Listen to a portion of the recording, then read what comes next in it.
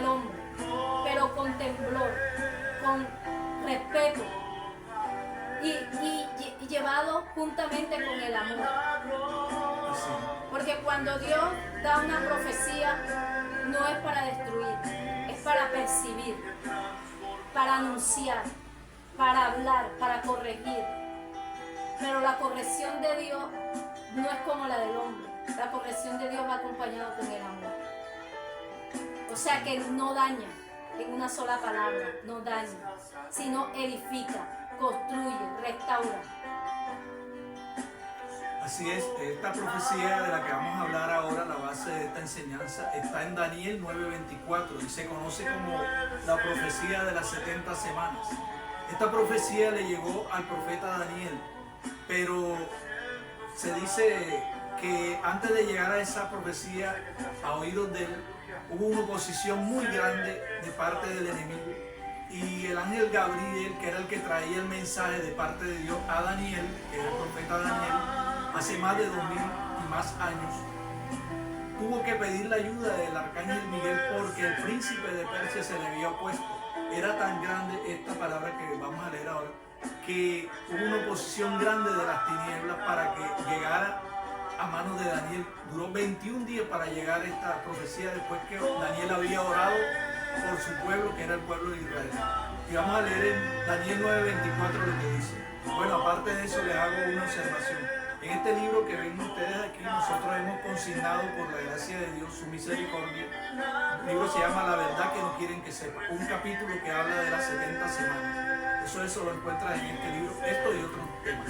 Y dice: 70 semanas están determinadas sobre tu pueblo y sobre tu santa ciudad, para terminar la prevaricación y poner fin al pecado y expiar la iniquidad, para traer la justicia perdurable y sellar la visión y la profecía y ungir al santo de los santos.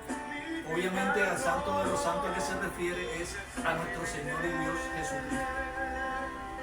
Esta palabra es muy profunda.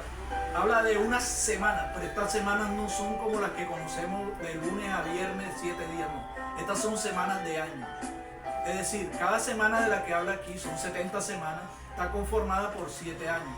En resumen, ya de ese tiempo que ha pasado, se han cumplido 69 semanas. Falta una semana, quiere decir que si sacamos la cuenta, la matemática no falla. Faltan 7 años para que la profecía completa se dé. Es decir, que venga el ser de iniquidad, que acá lo llaman, tiene varios nombres. Tú llamabas el anticristo, ¿cierto? Pero se conoce en la palabra como el hombre de pecado, el hijo de perdición, el inicuo, la bestia y el cuerno pequeño. ¿Por qué te hacía la observación del partido de fútbol? ¿Qué fue lo que pasó? En la mitad de las 69 semanas, cuando termina ese tiempo, que son 490 algo de años, hubo un suceso que todos conocemos que determinó que el tiempo, el reloj de Dios se detuviera, se parara en ese, como el cronómetro cuando el árbitro lo activa y lo pone en cero, lo pone nuevamente, lo contiene. El tiempo se para que se desenvuelva lo que se va a desenvolver y él nuevamente lo pone a rodar. ¿Qué pasó? Fue cuando el pueblo judío, a través de lo que ellos llevaron a la muerte al Señor Jesucristo, a través de los fariseos, de todas estas personas que ustedes conocen, al matar al Mesías, al matar al Dios verdadero en carne, el tiempo de Dios se detuvo para que entrara en vigor o en rigor el tiempo de nosotros, la iglesia de Jesucristo, el tiempo de la gracia. En ese tiempo estamos nosotros. Pero cuando este tiempo, por determinación del Señor, porque Él mismo lo dice, el mismo Jesús decía, siendo hijo de Dios, el día y la hora nadie lo sabe, ¿cierto? Ni los ángeles. Ni los ángeles del cielo lo saben. Solamente nos guiamos por las señales. Y como tú misma lo decías, ya prácticamente todas las profecías están cumplidas. Están dadas ya. Solamente falta una para nosotros ya darnos cuenta que el tiempo de la venida del Señor está mucho más cerca de lo que pensábamos. Y es la reconstrucción del templo de Jerusalén, que fue destruido en el año 70 después que murió o mataron a Cristo.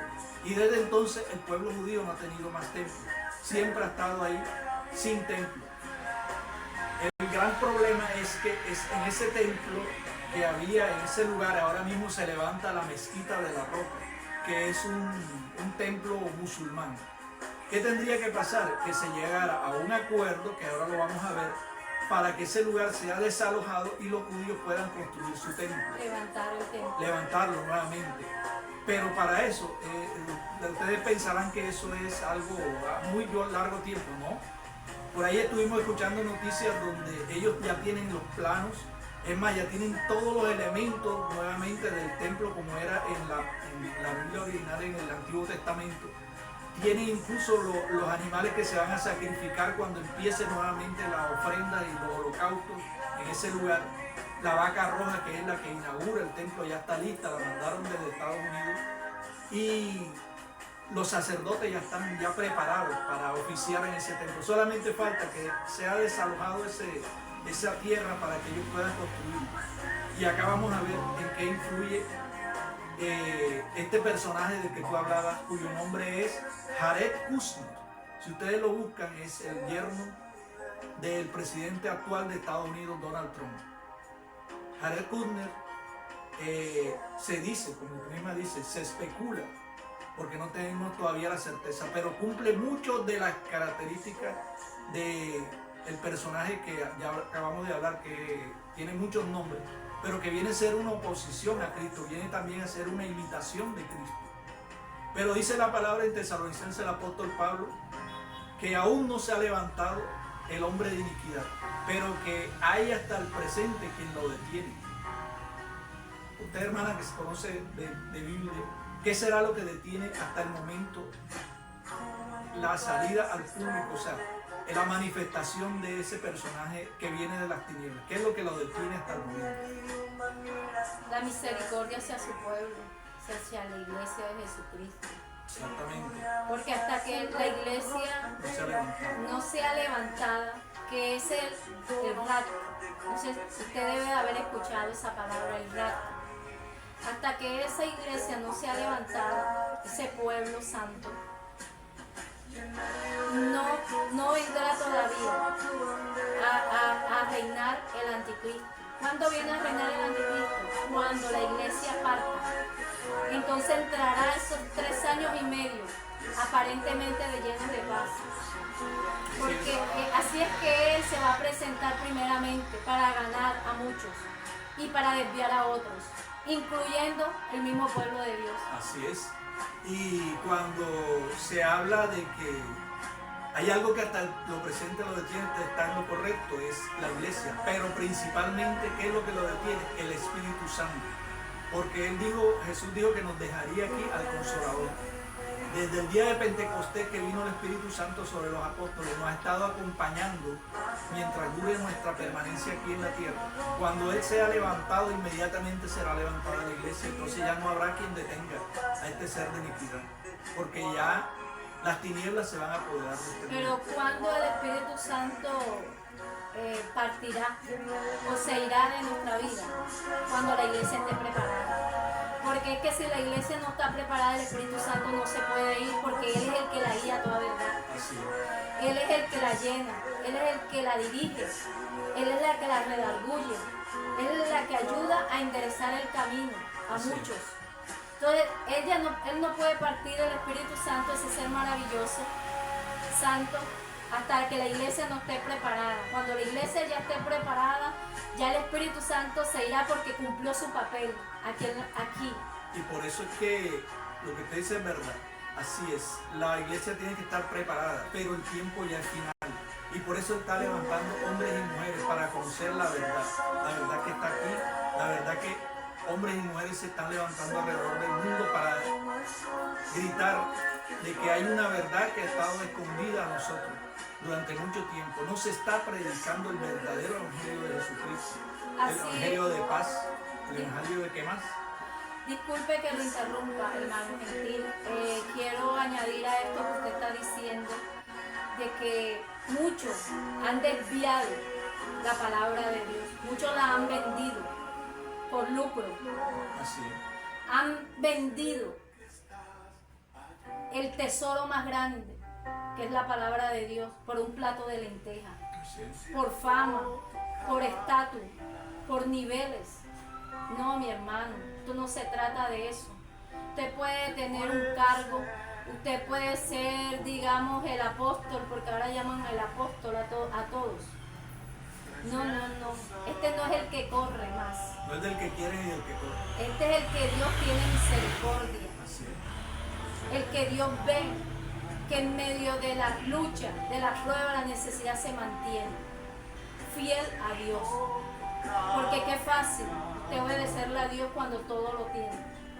Pero para muchos les cuesta ser obedientes a Dios cuando le hace falta, cuando está en el desierto, cuando está en la escasez.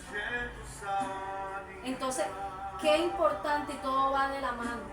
Y por eso hemos querido hablar estos temas, enseñárselos, llevárselos hasta sus hogares o donde usted se encuentre, para que usted medite de todos estos temas que hemos estado dando, esta serie que hoy traemos. Entonces les hago y los insto a reflexionar, que reflexionemos, yo me incluyo, reflexionemos, que nos miremos nosotros mismos antes de mirar al otro, porque también cometemos ese error.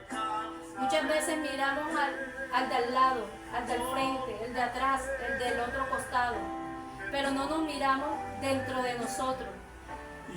Entonces es importante que nos autoanalicemos, cómo estamos caminando con Dios, qué estamos haciendo, qué es lo que Dios demanda de nuestra vida, para dónde queremos ir, de dónde somos, para dónde vamos, quiénes somos, porque hay que tener una identidad. Y ese va a ser un tema más adelante que vamos a tratar. Sobre cada creyente, cada persona debe tener una identidad, de saber que nuestro reino no es de acá, nuestro reino es celestial. Porque si lo dijo Jesús, y Jesús es parte de nosotros, y nosotros parte de Jesús, y somos uno solo, entonces nuestro reino no es de aquí, como lo dijo Jesús.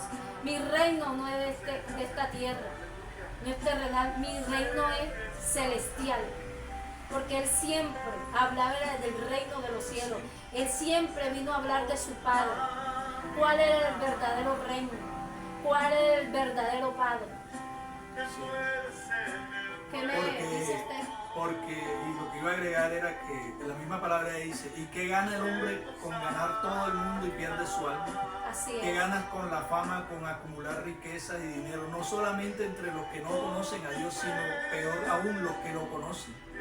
Y están viviendo un evangelio de prosperidad, de riqueza, un evangelio que está aferrado a este mundo, cuando la palabra dice lo contrario. O sea, la palabra dice que seríamos perseguidos, que seríamos llevados a los extremos de la tierra, a las cavernas, como era el cristianismo inicialmente, que no se podía hablar estaba prohibida la Biblia, estaba prohibido llevar ese mensaje. Y aquí se cree que llevando un evangelio liviano, de prosperidad, de comodidad y tranquilidad, como un plus social, estamos agradando a Dios. De hecho, hermano gentil, en estos tiempos y tiempos atrás también, pero ahora mismo muchos países están siendo cristianos. ¿Quiénes son cristianos? El que hace la voluntad de Dios. Ese es el cristiano. Están siendo perseguidos. Muchos ya les tienen prohibido leer la palabra de Dios. Reunirse. O sea que ya la persecución está. Bueno. Lo que falta es que la persecución sea universal, mundial. Que sea en todo lugar. Pero eso viene, ese tiempo va a venir.